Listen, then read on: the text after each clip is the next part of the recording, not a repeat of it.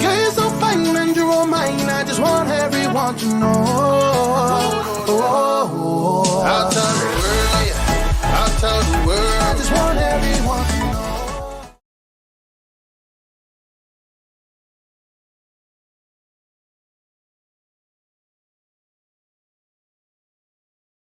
Warning, this is not intended for one hater, but all haters. Haters make me famous.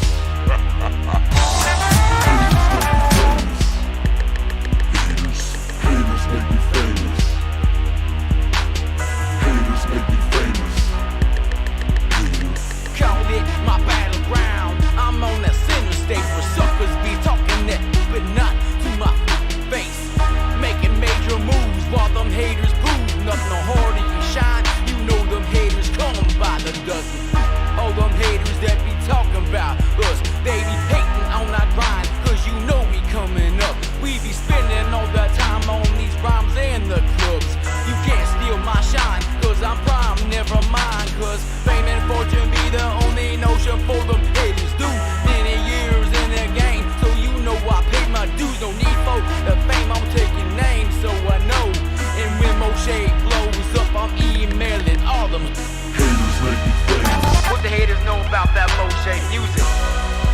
Haters.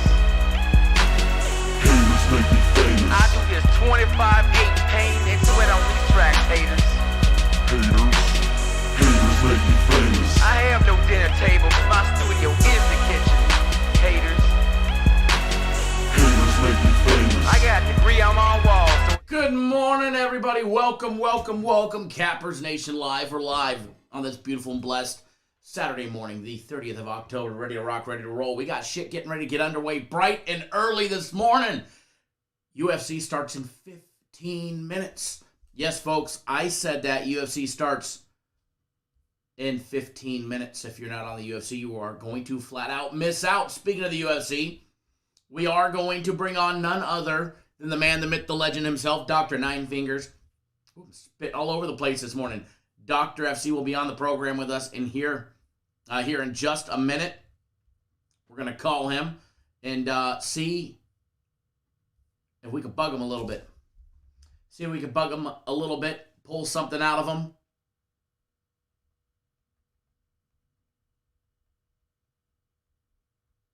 And get us on a nice little play.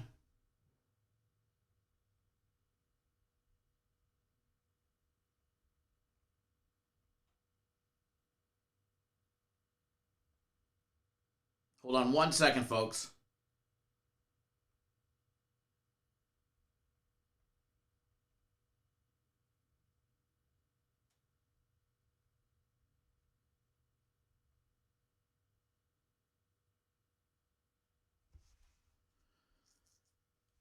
All righty.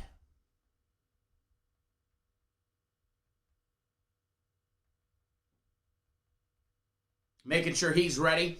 Nathan, good morning. Ronaldo, good morning. Matt, good morning. Juan, good morning. KD, Keith Davis himself, good morning. Brandon, good morning. Matt B, good morning. Greg, good morning. DJ Ayers, good morning. The Legend, good morning. Joe Free, good morning. Michael, good morning. By the way, Guaranteed Saturday is early today. No excuses. Don't miss out on that one. If you're on it, you're on it. If you're not, you need to get on it. It is half off. Guaranteed Saturday starts at noon Eastern. Well, the cutoff is noon Eastern, 9 Pacific. And then later on in the day, you have until 7 p.m. Eastern time to get signed up. Hold on 1 second, guys. Hold on 1 second.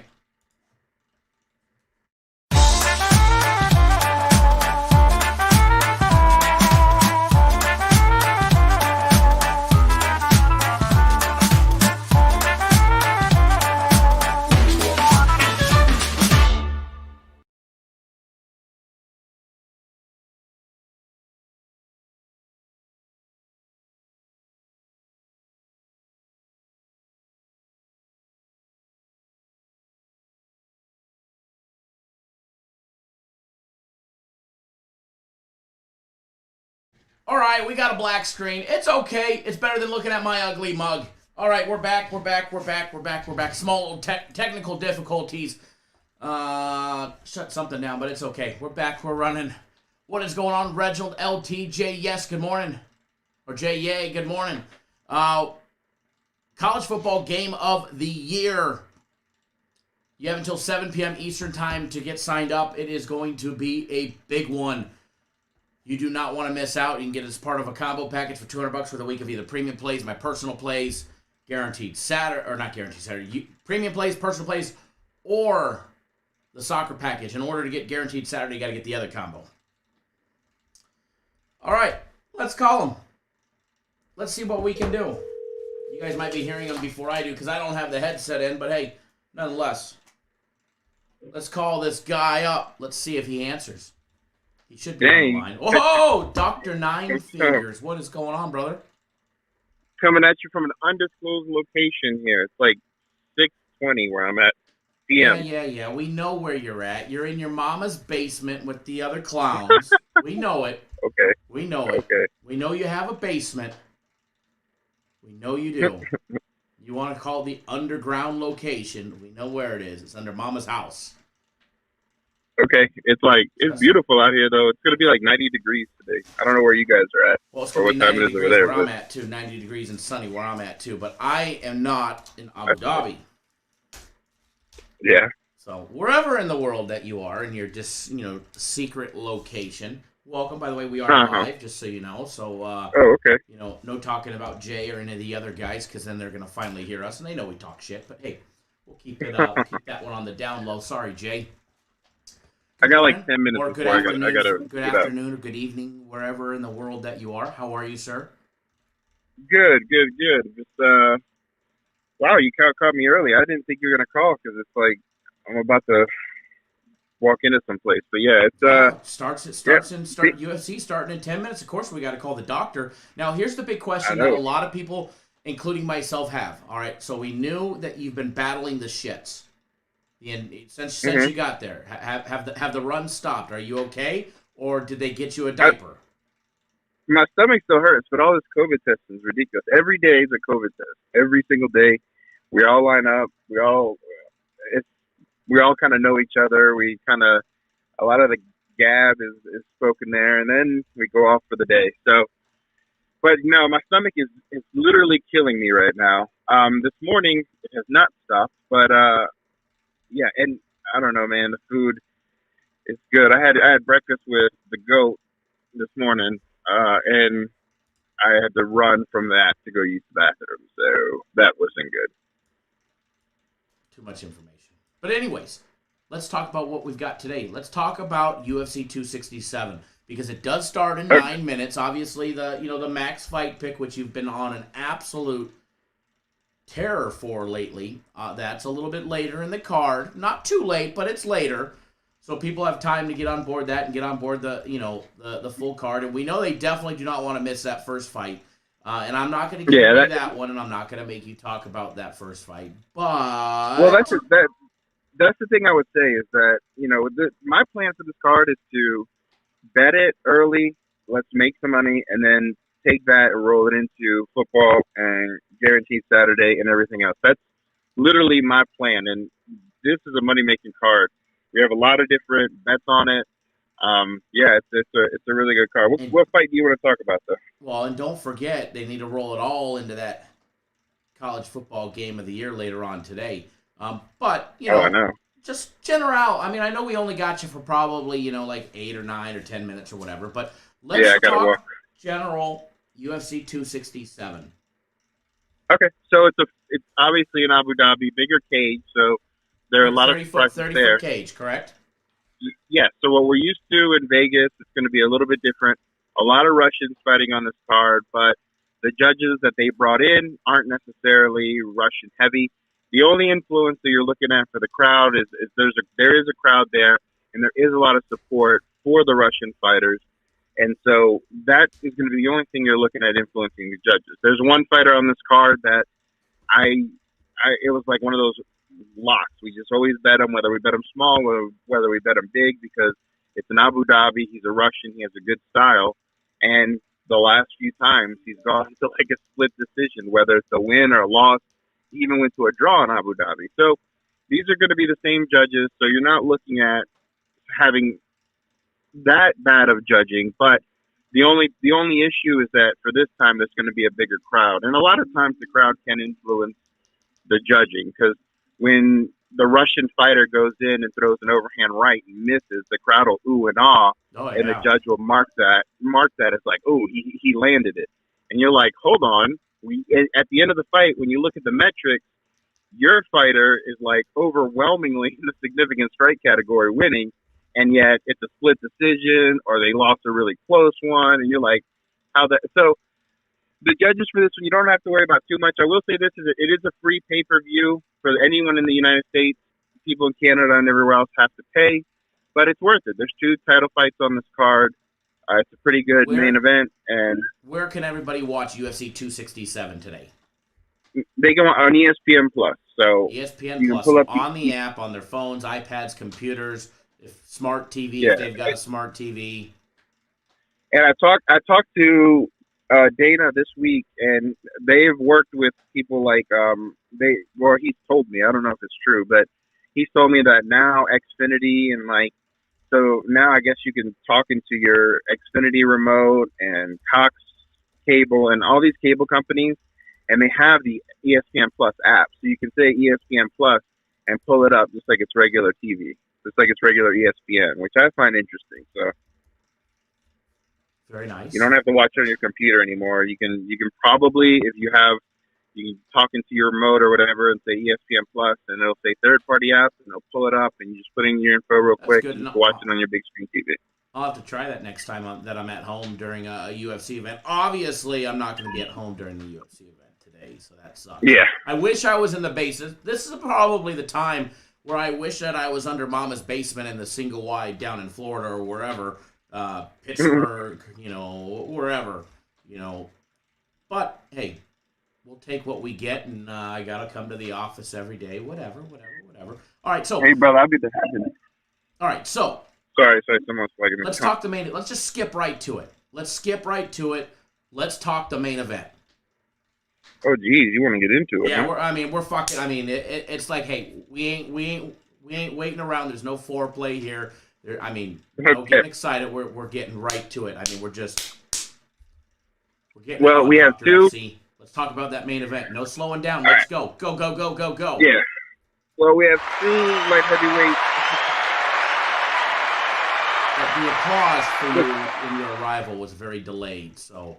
No, it's okay. It's okay. What's crazy about this event here, or this main event, is that we've been on both of these guys at different times. Mostly as underdogs. We were on Glover Teixeira, I think, like 4 out of his last 5 fights. We were on him as dog of the night, and one of those we were on him as the max fight pick when he was actually a favorite. Oh yeah, dominated. Jan Blachowicz, we were on the over, and Jan in the Izzy fight, where everyone thought Izzy was going to knock him out, and we knew his game plan, everything going in. So we've made a ton of money off both these guys. Now they face in the main event. Crazy story is that Jan is a fighter that everyone counted out. He had a bunch of losses coming into the UFC, and no one ever thought that he would make anything of himself. He changed up his camp. He changed up his mentality, comes out here on a tear, takes the title, and then we have someone like Glover Teixeira, who Glover in the UFC, the UFC always, and him never meshed. He was always fighting in different promotions. He couldn't get his stuff together to come over in the United States and fight. He was Chuck Liddell's like major training partner, taking punishment from Chuck Liddell when Chuck Liddell was the man and knocking everyone out in the UFC. And we never got to really see the best of Glover. Well, he comes over. I mean, he takes the UFC by storm, ends up fighting for the title against John Jones, gets pieced up the whole time, just not a good look. He ends up almost getting knocked out. And ever since then, he's sort of been lost. He fought Alexander Gustafsson. He ended up getting TKO'd. This guy who was known as being one of the most durable people in the world at this weight class is now getting sparked and getting dropped, and all that wear and tear from his years of training with Chuck Liddell have come up to him. So he now changed his style. He opened up a Brazilian Jiu-Jitsu school, very, very successful. People go train there just to train BJJ, and he's having a lot of success. So changed up his style, changed up his game, still has that brawler mentality, but is looking for the takedown. In this fight, in talking to Jan Blachowicz, I'll let you guys know his game plan. He didn't want me to put it out there all crazy, but his game plan is to do exactly what he did when he fought Jacare Souza. And if you remember that fight, it was a 5-round fight. Jacare was actually coming up to fight him, and he just stayed on the back foot. He was waiting for Jacare to make a mistake. He's going to be waiting for Glover to make a mistake. He's taking that approach. He has two different game plans usually going in to a fight. Either he's going to blitz in and try to knock the person out, or he's going to be on the back foot and try to capitalize on the mistake they're going to make. He's taking that approach for this fight. So you're looking at any over 2.5 that you can get at a decent number. That's probably going to hit. Anything, the over 4.5 is a little bit shakier. Maybe I'd put a smaller amount on that. But what I actually like in this fight is I like Glover to limit his mistakes and look for takedowns. Jan Blachowicz is not known to be this great takedown defender. Like he can get taken down. Glover can win rounds. Glover can bank rounds. What Glover has to watch out for is when he comes in for the takedown, he is going to get a check left hook, a check right hook. He's going to get all these different things that Jan Blachowicz does. So a lot of people are predicting a Jan Blachowicz knockout in the first round. I'm just not. Knowing both of them, knowing what Glover's going to do, unless Glover literally makes a mistake, Glover is not going to get sparked in this fight. He is going to get wobbled. He gets wobbled all the time. But when you look at common opponents, Thiago Santos knocked out Jan Blachowicz, and Thiago Santos sparked and almost knocked out Glover, but he weathered the storm, got the takedown, and ended up submitting Thiago Santos. So you can sort of see common opponents and their approaches. And in this fight, knowing that Jan's going to take a step back, knowing that Glover looks as if this is his last chance. Like, he doesn't want to make mistakes. He's worked on limiting mistakes. I see Glover coming out here, landing a few takedowns eventually, trying to get in some exchanges with Jan. If he gets rocked, he's going to dive at the legs. And unless Jan can hit him cleanly and knock him out completely, which hasn't been done in a long time, the last time he got sparked in that fashion, it was an accumulation of damage. And even then, the ref jumped in. He wasn't necessarily like out on his feet, unless he fought like Anthony Johnson. But so I like Glover in this fight, and I think at plus, I think 250, I think is what I bet it at. It's on the actual card as a stay away because it is a close fight. But I'm letting you know right now, I bet Glover Teixeira. I think I'm not betting him as this crazy lock, but I think the value is on his side. I like his game plan. I like this main event. I like his story. I like both their stories, but I like him to get this done. And I do like the over 2.5 when it was set at that. I like the over 3.5 when it was set at that. The over 4.5, I was sort of like, I didn't bet that, but I was like, I don't know, maybe, because it could happen in that 4th, 5th round. So, yeah, that's the main event breakdown. All right, so thank you for talking about the main event, Mr. Long-Winded. Yeah, I gotta go. Well, you gotta talk about one more. I got one more on my radar that I want to talk about. That I want to talk about with you and the people. The people of Cat Nation We want to talk about that St. Dennis fight. You know Oh, what the I'm talking about. Yeah. Benoit Saint Denis. Yeah. All right, so we have Benoit Saint Denis versus Alessio Zaleski dos Santos, right? That's what you're talking about, Yes. right? Yes. Okay, so we have Dos. It's crazy. I almost feel. I talked to Dos Santos camp about this. I was like, "Do you feel like they're doing you a favor? Like they're bringing you a guy who's 8-0, even though he's 8-0. The guy is the French Special Forces. Like that's his old background.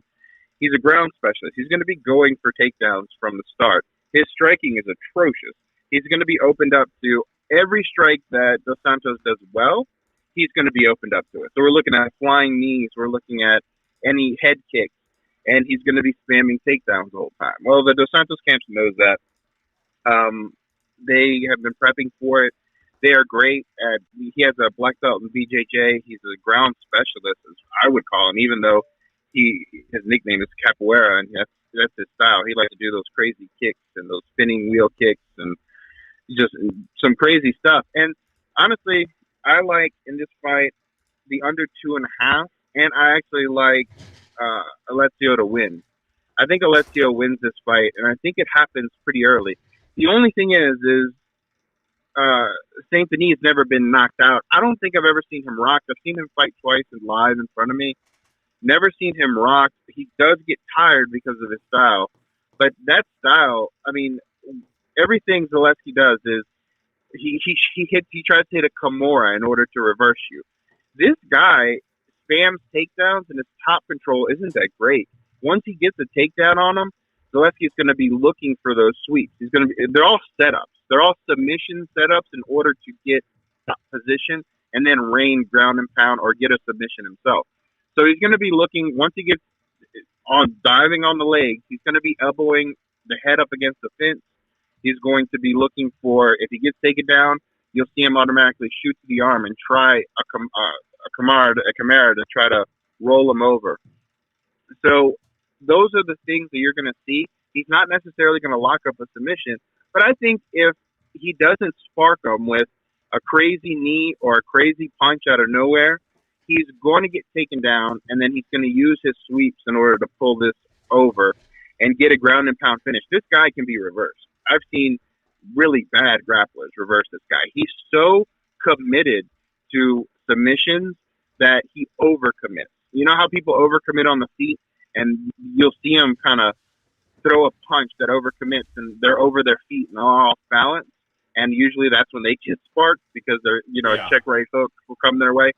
The same thing can happen in grappling, and this guy is one of these overcommitting kind of submission artists that will flop to your back right away and do so without having hooks in. He'll try to lock up a submission without necessarily having his knees and his arms and his hands in the right position.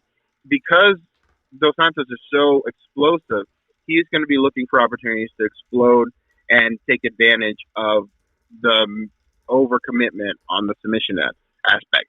But the reason why I like the under 2.5 is, let's say this kid just comes out here and ends up locking something up by accident, or let's say this kid comes out here and because he is so overcommitty with his submissions, let's say he overcommits, and next thing you know, he's in a lock that's like in there. It could happen. I mean, I don't expect it to happen. I expect Dos Santos to come out here and probably KO or TKO this guy in the first round, but it could happen, and because it could happen, the under is at play. I think Saint Denis went to a third round maybe once in his career. We talked about it. Even in that round, he was extraordinarily tired in the third round. He was cut.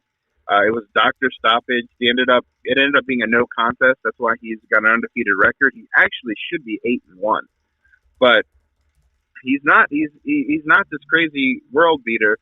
And I almost feel like they're doing Dos Santos a favor. The only thing is, you're looking at a guy who's older, who has taken a ton of damage, he's still smart, and he does have a great game plan for this fight. But I mean, the under 2.5 is sitting at like -140 when we bet it. That's not that bad. That's a really good number, and that's based off of two finishers, a guy that could finish a fight at any time. if anything, the only thing I would suggest here is to look at the fight doesn't go, because Dos Santos does have a lot of third round TKOs. And if you want a safer bet, I think that could be safer. I don't think it gets to the third round, but even if it does, you're looking at Benoit being super tired and Zaleski probably being down because he was taken down for 2 rounds and looking to come out here and hit something fucking brutal in the third round. So those are the 2 bets I like. I went under 2.5 because I really do feel that the value was there and that's how it's going to happen. But I also bet that this fight doesn't go to the decision, and I honestly have a money line bet on Zaleski when it was at minus 200.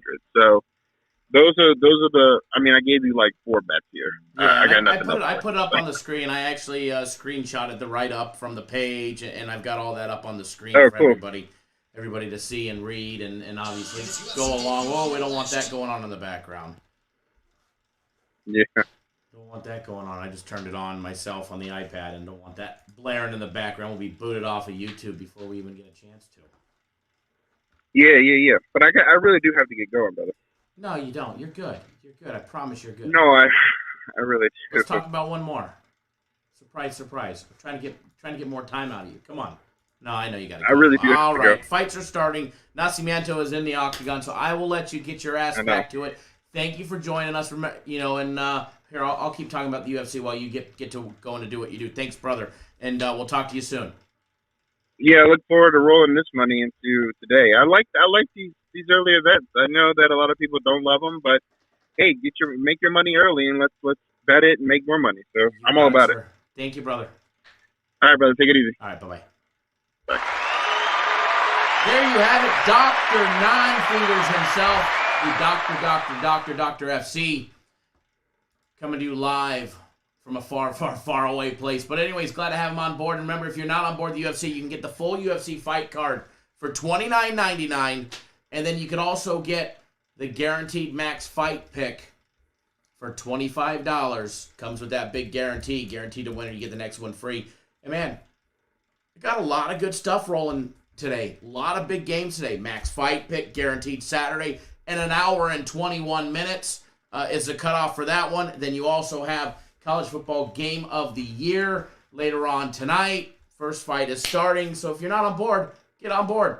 $29.99 for the full card minus the max fight pick. And we're going to have some good times, that's for sure.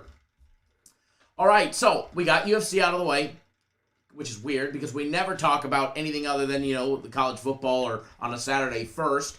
But nonetheless, we did. We got it out of the way. We got it over with. Now we can roll right with the punches, right in to some college football breakdowns.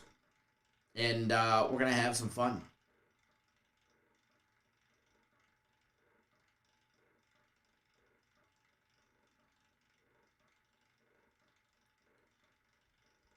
We are going to have some fun. That's for sure. Shane, good morning. Everybody, good morning. Man, I got to tell you, Dr. FC's a long-winded individual. Long-winded individual. All right, so let's jump right into it. I got our live odds up and running right now. Everything is logging into everything that we need to. I say we start right off the bat with Michigan and Michigan State. I know this is a big marquee matchup. One of the biggest ones of the day, one of the most anticipated ones of the day. I'm going to be honest, I wish we didn't get this at noon Eastern, 9 Pacific. I wish this was a little bit later of a game. I wish this was at least a 12:30 game. But hey, we got it here. You got Michigan on the road laying 4 against Michigan State. Total on this one over and under 50.5 points. Knowing what the line is, first half numbers, Michigan laying 2.5, minus 165 on the money line, over and under 24. By the way, they're laying 4 for the full game, minus 184 on the money line for the full game. What is it that you guys like about 123 and 124, Michigan at Michigan State? Let's hear it, folks. Post up in the comment section. You rolling with, you going go blue or go green? Which one you doing? You laying the 4 or taking the 4? Or maybe you're taking the over 50.5 or the under. What are you rolling with? And while I go through the breakdown, post up in the comment section what you guys are rolling with. We've got Michigan 7-0. This is Jim Harbaugh's best opportunity to have success. He finally seems to be having fun as a coach.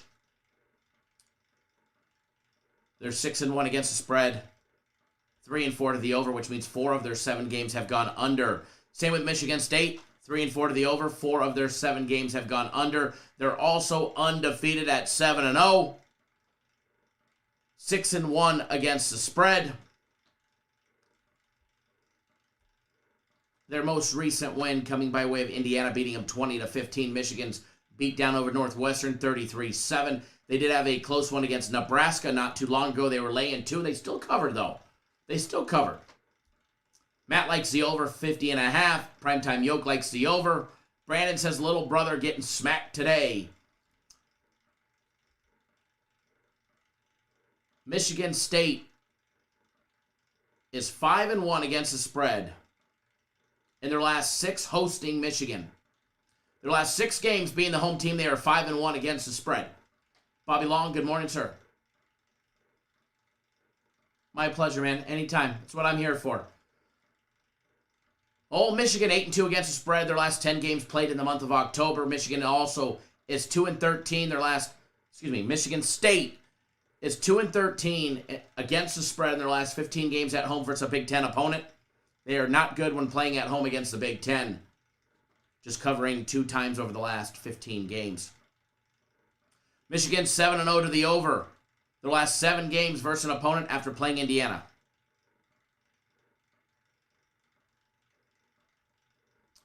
Distracted. You know, you've got the UFC on. I'm like, no, leg lock.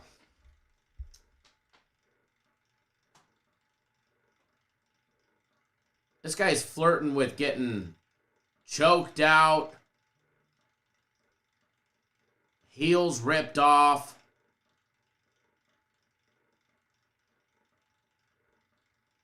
Anyways, you know, as far as this game goes, first of all, I don't have $1 on the Michigan State game. I don't. But I looked long and hard at this game, and I went back and forth on this game. Mo says Michigan State +4 is money. I like Michigan. I think Michigan is rolling. I think they have more talent. If it was any other year, I'd say their coach makes more mistakes, but just not this year. Jim Harbaugh seems to be in a groove. I do like Michigan. Not necessarily laying the 4. If I was going to take them, I would probably just lay the 184, which is a lot of juice. And if I was going to take them, I'd either tease them or if I was betting them straight up, it would be on the money line. Michigan on a teaser, 3-team, 10-point super teaser, something like that, is definitely very enticing. Definitely very enticing. But again, as far as the over goes, you know, I've gone back and forth when you're looking at the numbers. You know, you have to look at those defensive numbers first. And in order for us to get an under or an over, something's going to have to break. The defense is going to have some breakdowns, or the offense is just going to have to come out and be horrible. They average a combined 72 points on offense. Their defense is average giving up 33 points combined, both teams combined. Michigan averaging 37.7 points per game. They average 253 a game on the ground, 5.5 yards per carry. Then they're also averaging 190 in the air, 8 yards per passing attempt. Then you've got Michigan State.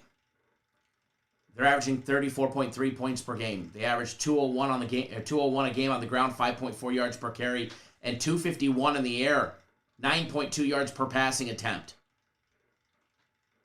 If there is a weakness in the defenses, it lies on Michigan State's secondary. They give up 120 a game on the ground, 3.3 yards per carry. And then in the secondary, defending that pass, they're giving up 286 a game and 6.1 yards per passing attempt. Both teams great in the turnover department. They are both plus turnovers, +5 for State, +6 for Michigan. He who turns over the ball more is probably going to be the loser today. Obviously, that's in any game, but I think a turnover can be a huge, huge, huge difference here. That one turnover differential is going to be huge in this one, if you ask me, if it comes to that point. As far as the total goes, when we see two great defensive-minded teams as well as two great offensive-minded teams, generally speaking, the breakdown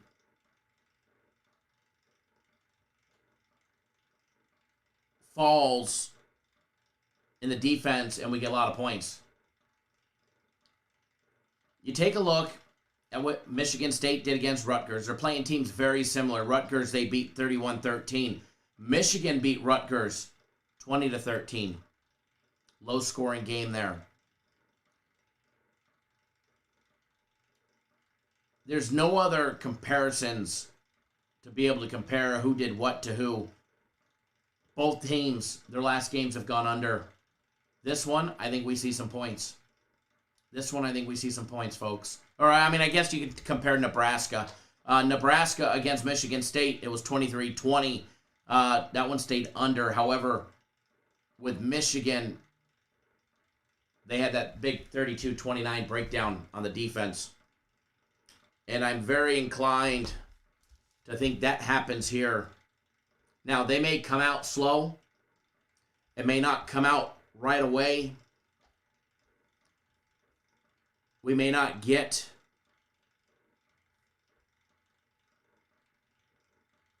that massive firing right off the get-go.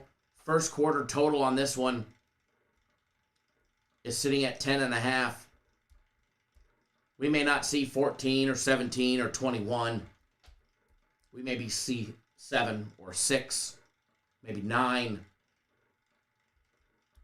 But I think it eventually gets to 50.5 and goes over. I think the over in this one is definitely in play. And I do like the over. And we're going to bet the over. But it's going to be a smaller bet. Uh-oh, this ain't looking good. There we go. Get that arm out of there. Woo! My arm would have already broke. So, as far as this one goes, we're going to have a small little play on it.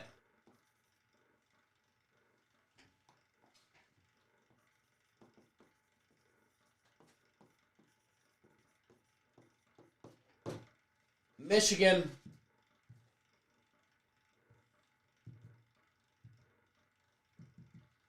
and Michigan State. We're going to take the over 50.5 here.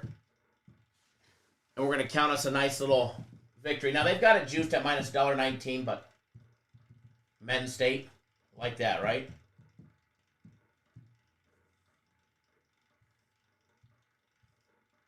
We're going to take that right there, folks. We're going to make some money on it. And then after you win that one, you're going to take 50 of that Buckaroos. You're going to go buy the college football game of the year, and then you're going to go put the rest of that money on the college football game of the year. That is what you're going to do. Because today is going to be a big flipping day. And last thing you want to be is on the outside, not looking in. Uh-oh. The coffee is empty this morning. Trent, my brother, long time no see. Glad to have you back on board for the college football game of the year, including the 1 week of premium plays. Frank, thanks for jumping on board. The game of the year. Joe, thanks for jumping on board the max fight pick for FC.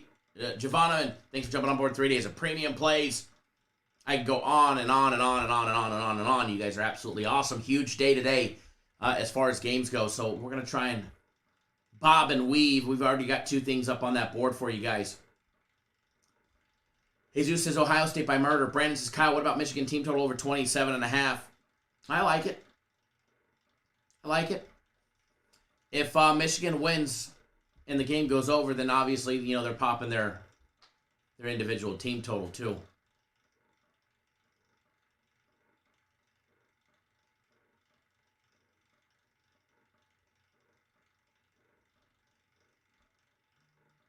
Woo! 2 rounds in. 2 rounds in. Sherman, thanks for jumping on board. College Football Game of the Year. I know you're brand new to our website, so glad to have you on board.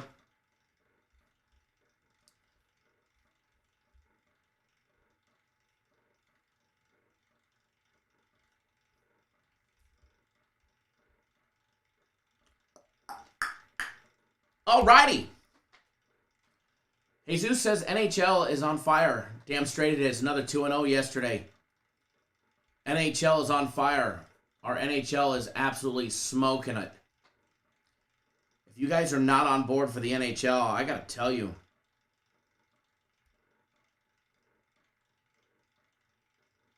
You guys are flat out missing out.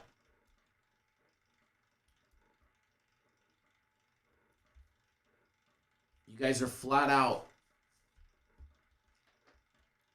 missing out.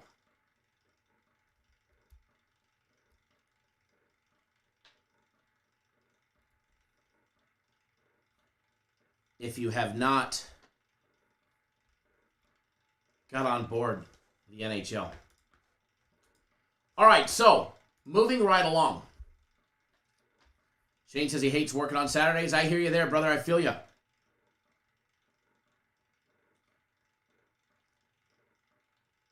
Nothing like eating ass right there. If you guys are watching the UFC, that was a picture in the making. He's got his head in his butthole. His nose is in his butthole. I don't care what the fuck happens. He just needs to hang on for another 45, well, more than 45 seconds. A minute 45. Yeah, Jesus, I don't have any of the sound on, obviously, because I don't want to get popped on YouTube for playing it in the background.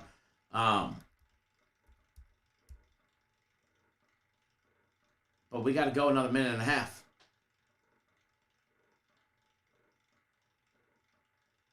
Matt B says somebody eats a bum in the cage. I mean, it was like butt crack. I mean, asshole in the nose like this. I mean, that was pretty intimate. That's not like the pose you really want to be in with today's social media. With today's social media, you don't,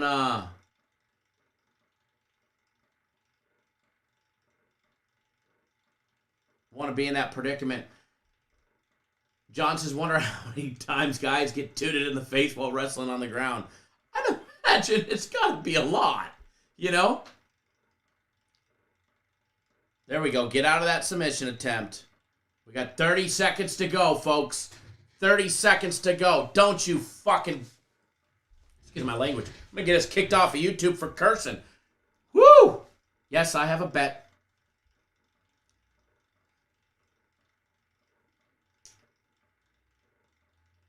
Matt B says that was a salad toss if I've ever seen one. Cash that over, folks. FC starting out 1-0, baby. 1-0 for the doctor. 1-0 for the doctor. Over 2.5.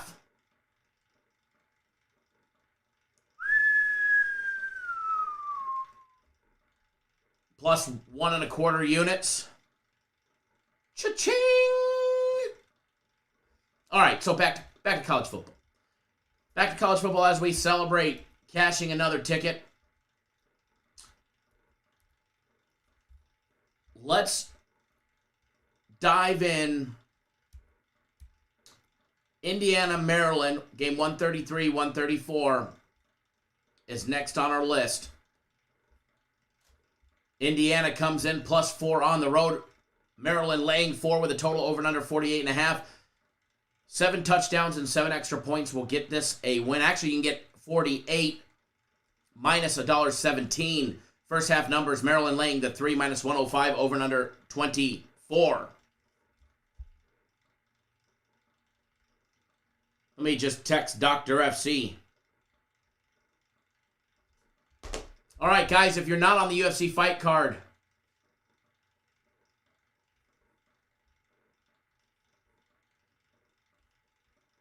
get on the UFC.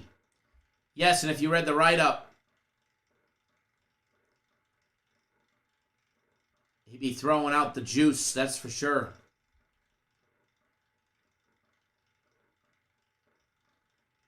Tagara to win by decision was also thrown in there.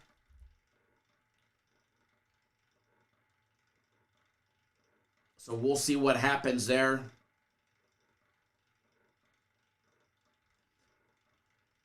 Dick Kick Actual, good morning.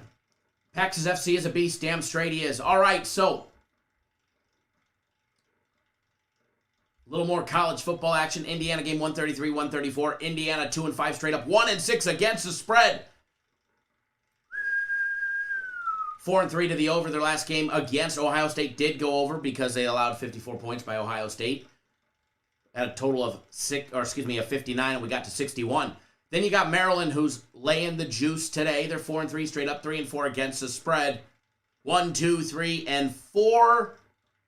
So they are 3-4 to the over. 4 of their 7 games have gone under. Indiana is 20-5 in their last 5. I can't read today. 20-5 in their last 25 games on a losing streak of 3 or more. To the over, by the way. 20-5 to the over on a losing streak of 3 or more games.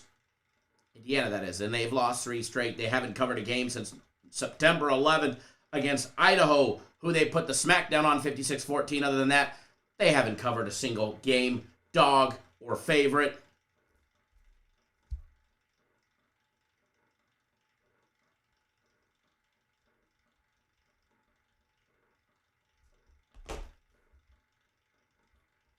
Give me 1 second, folks.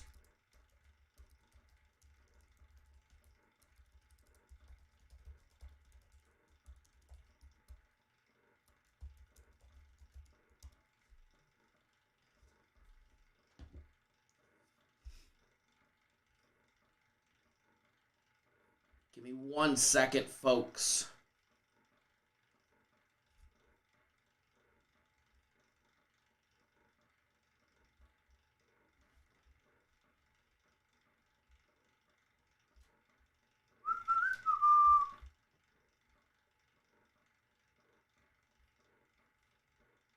One second, folks. We're trying something here. I'm trying to do something.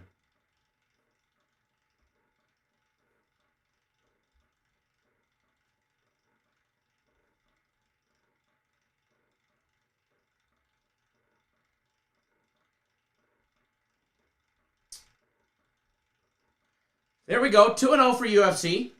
If you're reading the write-ups.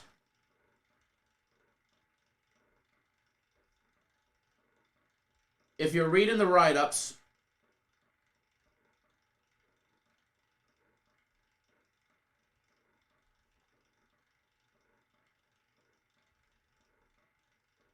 Hold on 1 second, guys.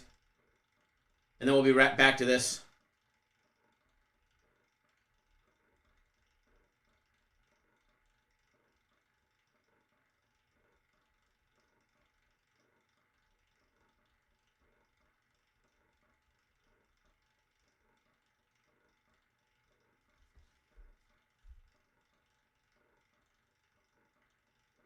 Give me 1 second.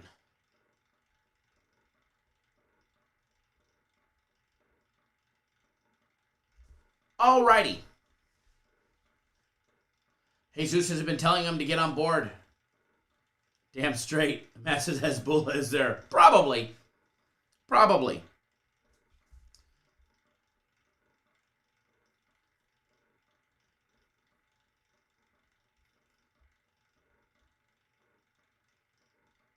Alrighty. So, back to Indiana, back to Maryland.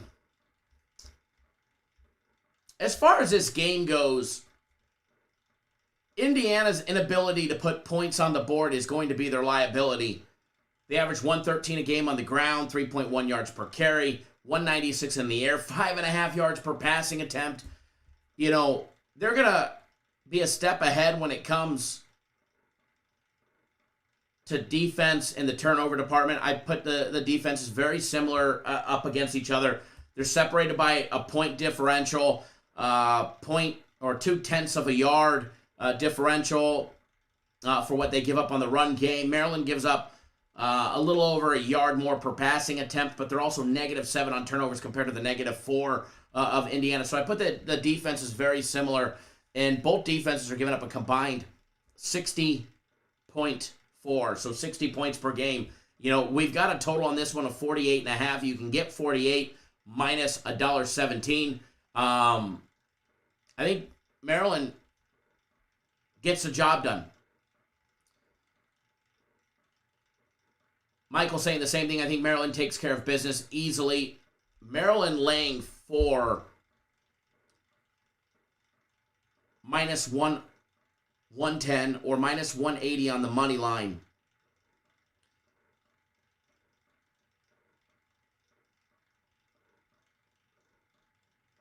It is still very, very attractive even on the money line. You know, we were talking about earlier if I did anything on Michigan money line. I think they're, you know, that number 4 is a trappy number for a lot of things. But I do think Maryland can handle business today. I think Maryland, not only can they, but they will handle business today. Now, to me, it's worth, you know, probably a small wager. But I've got so much action going on in the morning. We've got one premium play, a personal play, and then we've got guaranteed Saturday somewhere mixed in the mix. So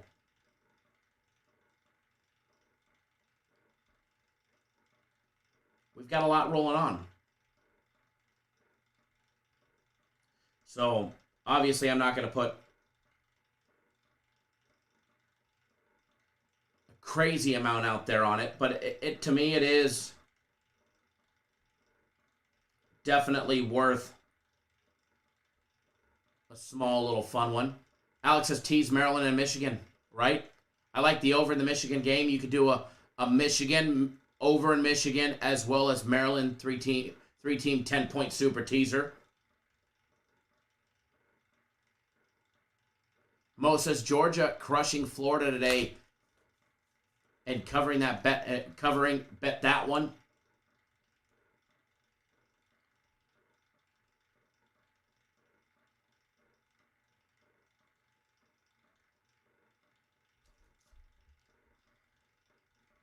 One second, folks.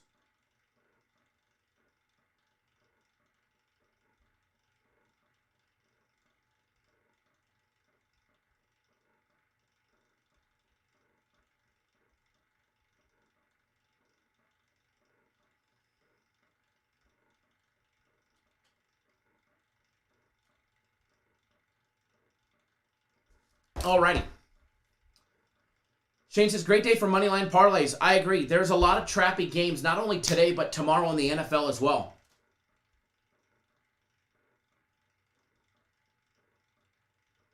Rich is just here for the good time. We'll see if we can't get you guys something for later. I think it was Jesus that said we needed to bring back the members only live for Sundays. We probably will. Probably not tomorrow with it being Halloween, but probably the next Sunday. Well, actually, the next Sunday I can't because it's my daughter's birthday party. We'll still have our live show, but... David Harris, my brother, please drive safe if you're driving today. Says, already have 5K on the college football game of the year. Think I'm about to put another 2K on it. I trust the GOAT. We're going to hammer the absolute piss out of the books. We're going to. We're going to hammer the absolute piss out of the books today.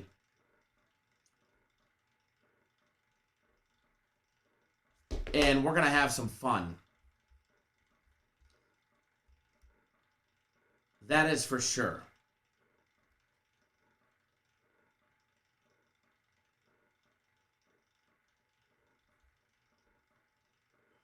Give me 1 second, folks.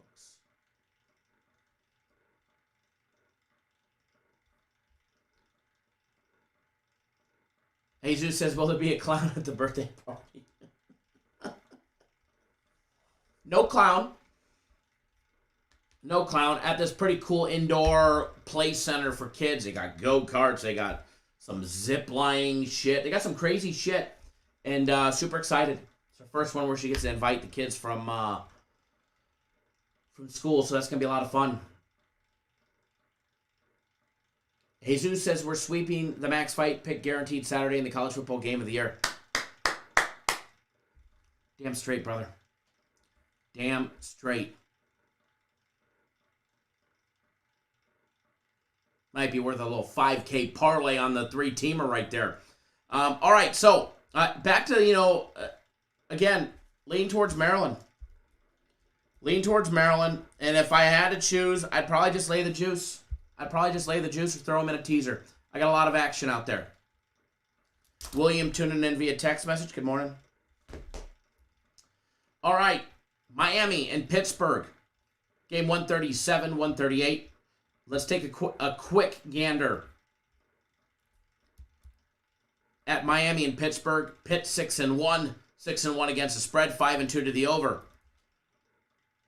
With wins over Massachusetts, Tennessee, losing to Western Michigan 44-41, beating New Hampshire, Georgia Tech, Virginia Tech, and Clemson.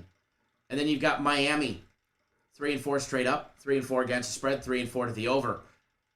Started out with a loss against Alabama, beat App State, lost to Michigan State, beat Central Connecticut State, didn't even know they had a football program, beat them 69-0. Back-to-back losses against Virginia and North Carolina. Then they just had a 1-point victory over NC State last week, beating them 31-30. That game did go over the total. Their last 2 games went over the total, whereas for Pittsburgh, their first 5 games went over, and their last 2 against Virginia Tech and Clemson stayed under the number. Miami 5-2 against spread their last 7 games on the road when played at Heinz Field. Looking at the numbers on this one. Miami, a big 9.5-point dog, plus 9.5, minus $1.15. Pittsburgh laying 9, minus $1.15, with a total over and under 61 points. Combined, both defenses give up just under 50 points a game, 49.6 points per game. You take a look at Miami's defense, they give up 30 points a game. They give up 145 a game on the ground, 4.1 yards per carry. And they give up 245 in the air at 6.8 yards per passing attempt. They're also massive -5 on the turnovers. There is a 9 turnover differential here in favor of Pittsburgh, who is +4 in the turnover department.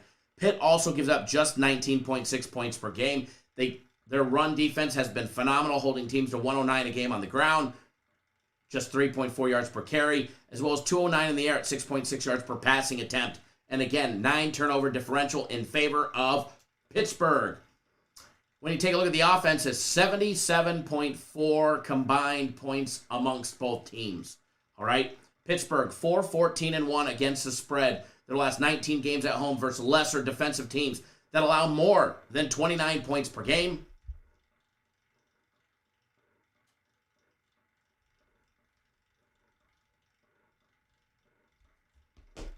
Miami, Florida is 10-0 to the under. Their last 10 games versus an opponent before having to play Duke. Both offenses, Miami averaging 151 a game on the ground, 4.1 yards per carry, and 282 in the air at 7.7 yards per passing attempt. Not bad offensive numbers. Their record just doesn't show it. Pitt, on the other hand, in their massive 45 points per game, averaging 171 a game on the ground, 4.2 yards per carry, and 350 in the air at 9.4 yards per passing attempt. They average 78 offensive plays a game compared to the 73 of Miami. We're going to see some offense in this one, folks. Now, the total is 61. I got to stay away from. It probably goes over, but again, I got to stay away from the total in this one. Pitt laying 9 minus $1.15. You know, I think Pitt handles business and they get the job done. Their last 4 straight games, they won 77-7, 52-21, 28-7, and 27-17 against Clemson. Mo says Pitt wins. It's do they cover the spread? Pittsburgh laying 9 is what I would bet, but I'm not betting it. If I was going to do anything in this one, I would tease it. I would tease it. 100% if I was doing anything in this one, it would be a teaser. All right? Would definitely be a teaser on this one.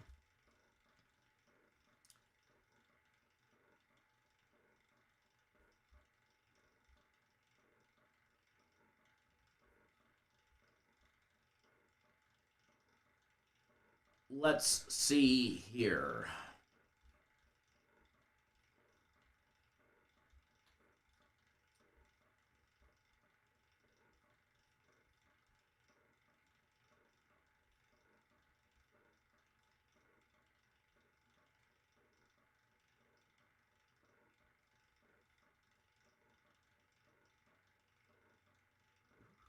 Give me 1 second, folks. Looking for the next one to break down.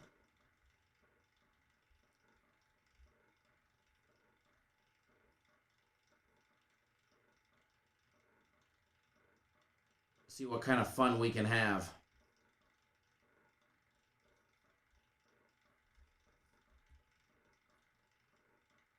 Lee, thanks for jumping on board the college football game of the year combo package, including 1 week of premium plays. Glad to have you on board. Robert Long, thanks for jumping on board game of the year as well. John Moreno, Chad Miller, Michael Hart, thanks for jumping on board. Guaranteed Saturday coming up. Jason, thanks for jumping on board. FC's UFC fight package as well. Shane says Syracuse, Georgia, Wake Forest, Minnesota, Pitt, Michigan, Ohio State, Knicks moneyline parlay. It's a big parlay.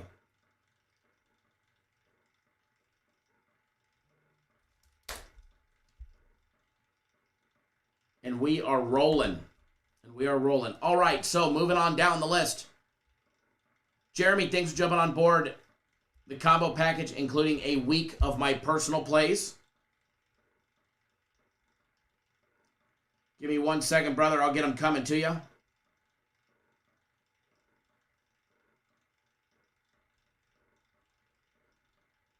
I know it's been a while since you've been on board.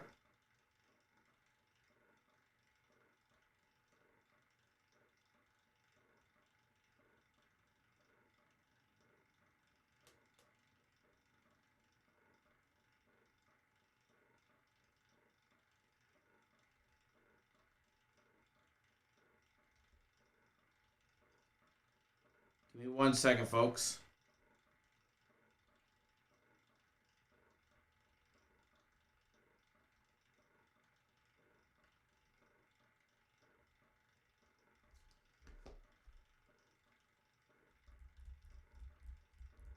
Raymond, you've got about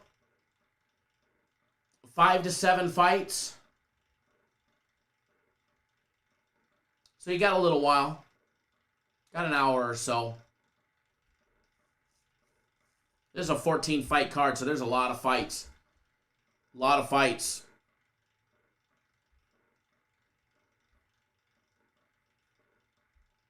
Alrighty, so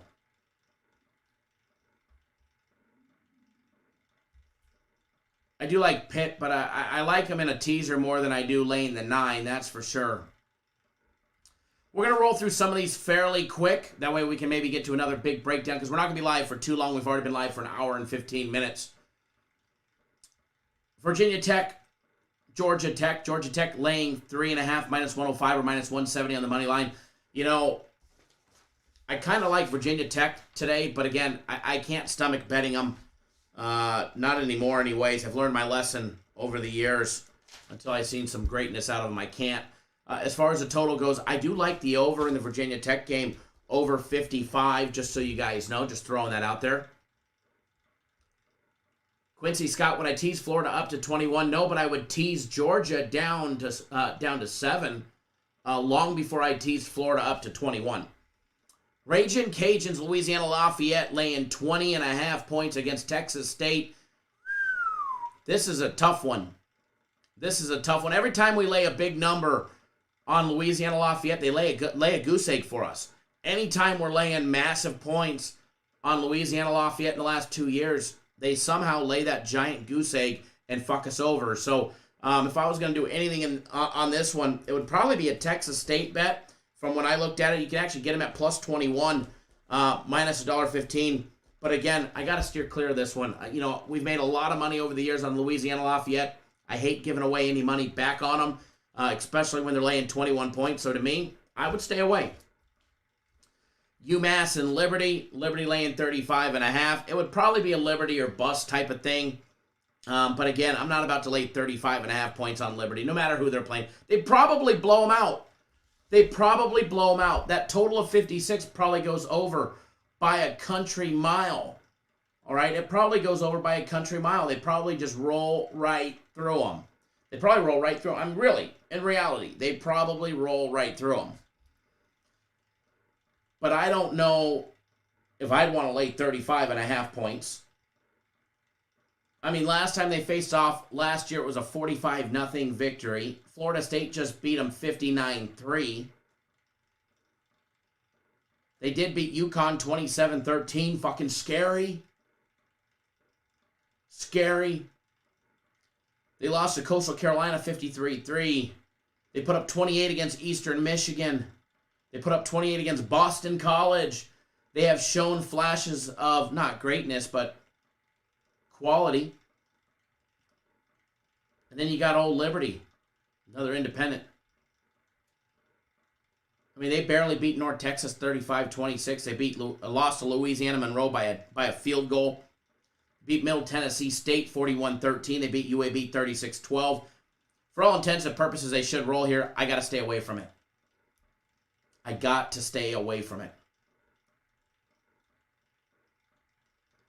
UCF and Temple. Temple's like that fucking pest you can't get rid of. They're like a giant pest that you just can't get rid of. That fly that evades your swatter and somehow ends up in your car on a long 6-hour drive and you can't get it out. That's what I think of Temple. UCF laying 12 on the road, I'd probably go the other way. But again, steering clear of it. Full disclaimer. Rutgers and the Fighting Illini. Maybe the Fighting Illini on the money line. If you forced me to do anything, it would be Illinois. But luckily for me, I get to fucking choose where I put my money. So it's not going to be on this game. It is not going to be on this game.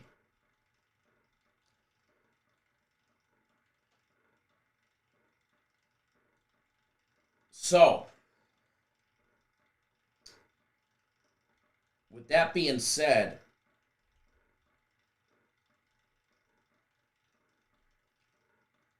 let's take a gander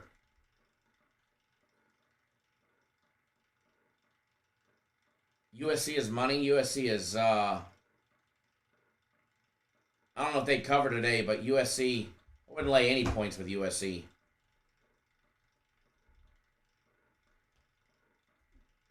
They have so many issues going on in their program. I ain't putting no money on that one. We're going to fast forward to an evening game. All right, we're going to fast forward to a late night action junkie game between Virginia and BYU. This is some late night action in case you guys need it.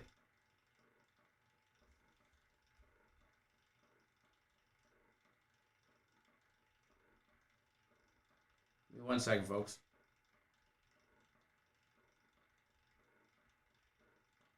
Hold on 1 second, guys, and then we'll jump into this breakdown.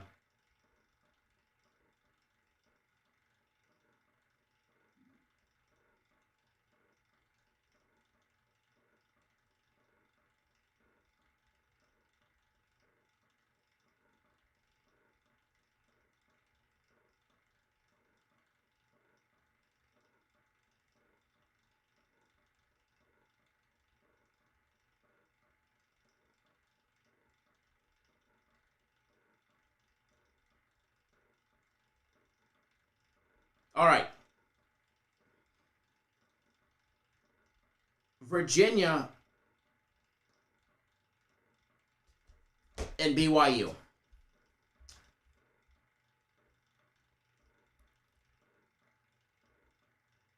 Let's hear what you guys like on this subject.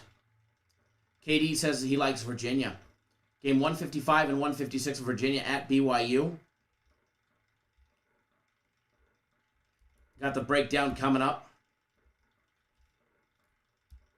You've got the Cavaliers, Virginia, 6-2 straight up, 6-2 against the spread, 3-5 to the over, which means 5 of their 8 games have gone under. And then you've got BYU, 6-2 straight up, 3-5 against the spread, 6-2 to the under. Can you say unders? Is that going to be the case today? We get BYU laying 2.5 minus $1.15 minus 135 on the money line. Over and under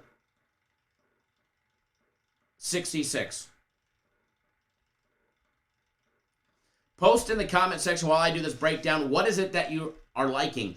Are you rolling with the over 66 or the under? Or are you taking the 2.5? Or actually, you can get Virginia plus 3 minus $1.15, or you can lay 2.5 minus $1.15 for BYU. Or maybe you're just going to take BYU on the money line minus 135. Let's hear it. What you guys got? BYU 8-2 against spread their last 10 games at home versus a good team with a 70% or better winning percentage. Virginia just 0-7 against spread their last 7 games on a winning streak of 4 or more games. And then you get Virginia 6-1 to the under their last 7 games on the road with a line on the total that is over or under 60. Sorry, over 60, not over or under. Over 60. By the way, underdogs are 3-0 against spread in their last 3 head-to-head matchups. However, throw all of that shit right out the window. If somebody tells you that matters, it doesn't. The last time these two teams faced off, these kids some of them might have been in high school, all right? Some of them might have been in high school. Mr. Bracken, thanks for jumping on board FC's Guaranteed Max Fight Pick. You're going to love that one, sir. Taking a look at Virginia, they average 37.6 points per game in their high-flying passing game, where they average 405 yards a game in the air, 8.5 yards per passing attempt, 135 a game on the ground at 4.6 yards per carry. They average 78 offensive snaps a game, 40 of them being in the air, 30 of them running the ball. BYU averaging 26 points per game. They average 162 a game on the ground at 4.7 yards per carry and 239 in the air at 8.3 yards per passing attempt. Where I think the liability on both defenses is going to lie on Virginia's run defense. Their run defense, on average, gives up 198 a game on the ground and 5.3 yards per carry. Whereas the BYU run defense is giving up 147 a game on the ground and 4 yards per carry. Alex, no, there's no Bellator today. Bellator tomorrow, or sorry, next Saturday or Friday, whatever day it is. Next week. Next week. Both passing defenses are giving up roughly the same. 234 in the air is what Virginia gives up at 7.3 yards per passing attempt, and 240 in the air and 7.1 yards per passing attempt is what BYU gives up.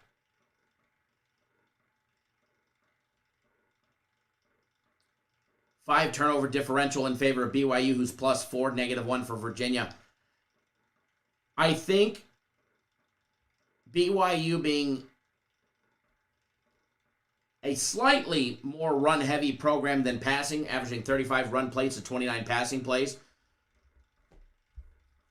I do believe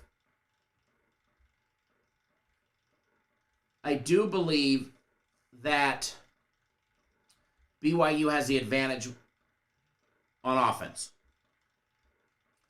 However, there is no denying that passing game of Virginia, where they average 405 in the air a game and 8.5 yards per passing attempt. Virginia's going to get theirs. BYU is also going to get theirs. I just think BYU edges and comes out on top when it's all said and done.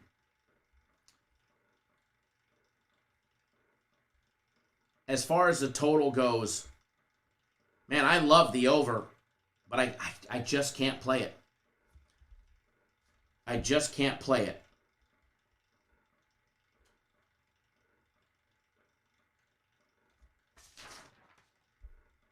Give me 1 second.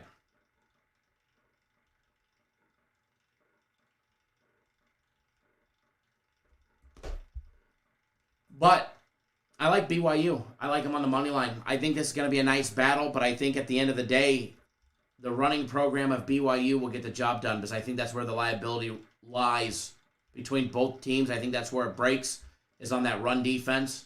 And I think Virginia gets the job done.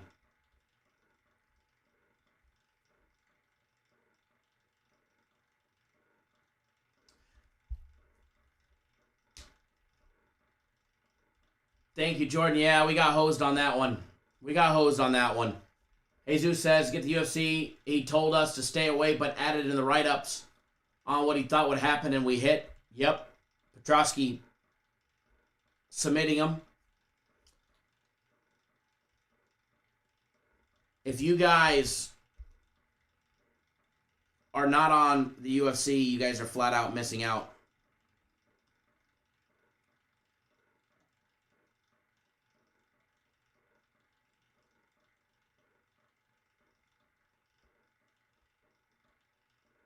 So don't miss out, because you guys are flat out missing out.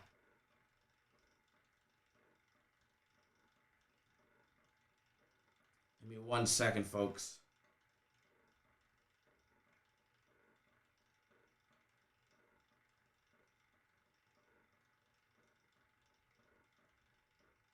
Alrighty.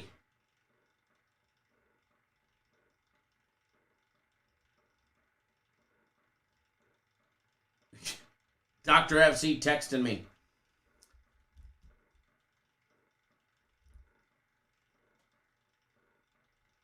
All right, so let's get this up on the board because we will be betting it later on today. A little late night action junkie play.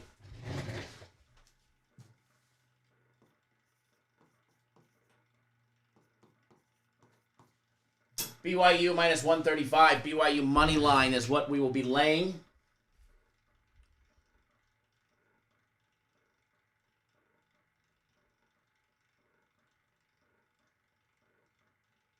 That is what we're rolling with.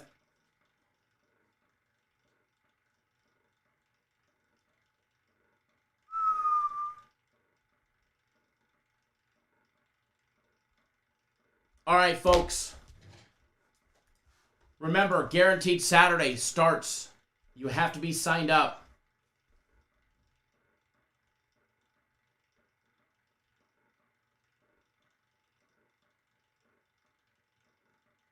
Mo, FC's not giving out minus 400, minus 500 fighters.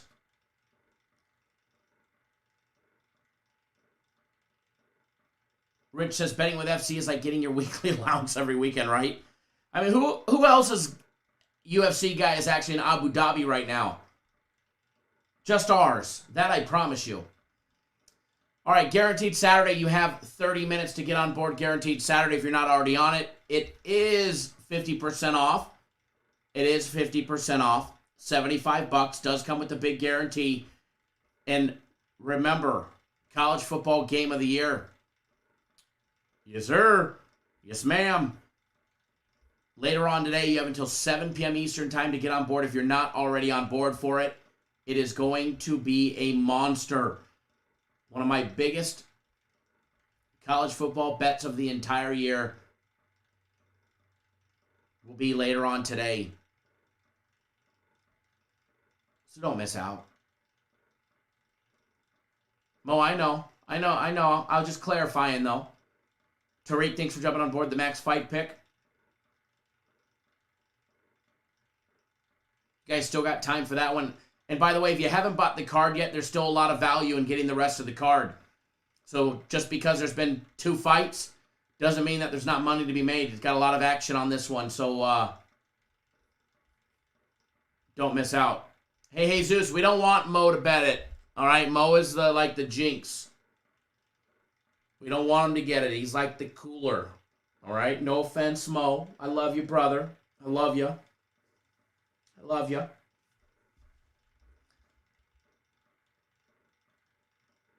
All right, folks, that is what I have for today. Let's have a great day. I'm going to be getting out of the office a little early today. Going to have fun with the little one today. We got some pumpkins to carve. We will be live tomorrow morning for NFL Sunday on Halloween. And we're going to have some fun. We are going to have some fucking fun. That is for sure. Mo's laughing because he knows it's true. Right, Mo? All right, folks. I love you, Mo. All right, guys and gals, I am out. Got to wrap up some things. And remember, if you're not on board, get on board. It's going to be a monster day. It already is starting as a monster day. Let's finish it strong. We got a lot to go.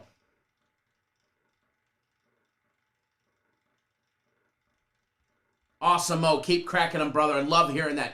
Keep cracking them. All right, guys, enjoy your Saturday. Wager responsibly.